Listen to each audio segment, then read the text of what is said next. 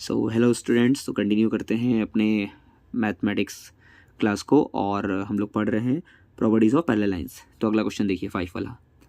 In the given figure A B parallel D C and D A has been produced to E so that angle B A E is equal to 125 degree if angle B A D equal to x degree, angle A B C equal to x degree, angle BCD equal to y degree and angle ADC equal to z degree, find the value of x, y, z। तो figure देखिए ध्यान से। तो आप देखिए कि भाई AB जो है वो CD के पैरेलल है, ठीक है। AB CD के अगर पैरेलल हो गया तो ये जो DE है या DA है ये काम करेगा ट्रांसवर्सल का और CB भी काम करेगा ट्रांसवर्सल का।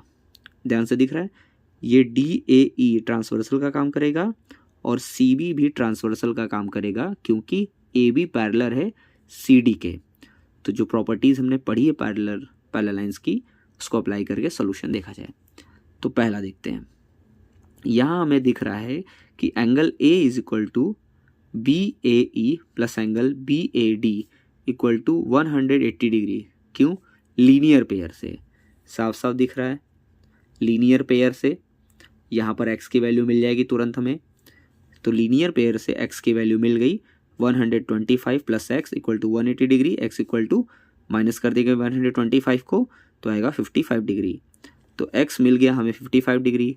अब जब AB पैरेलल है CD के तो हम जानते हैं कि DA और CB ट्रांसवर्सल का काम करेंगी।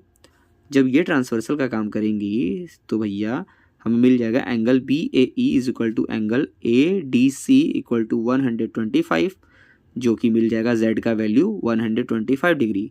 कैसे हो रहा है? क्योंकि करस्पॉन्डिंग एंगल्स क्या होते हैं? इक्वल होते हैं। तो करस्पॉन्डिंग एंगल से हम लोग को ये मिल गया। अब आगे बढ़ते हैं, ठीक है।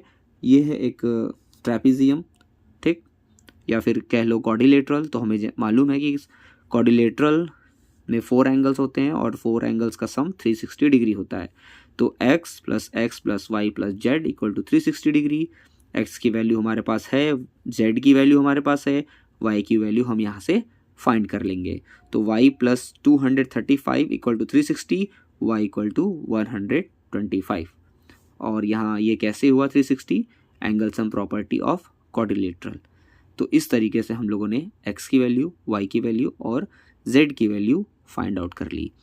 तो ये रहा आपका क्वेश्चन और सॉल्यूशन। बहुत ध्यान से देखिएगा, सुनिएगा और समझ के सॉल्व करिएगा। Okay, thank you.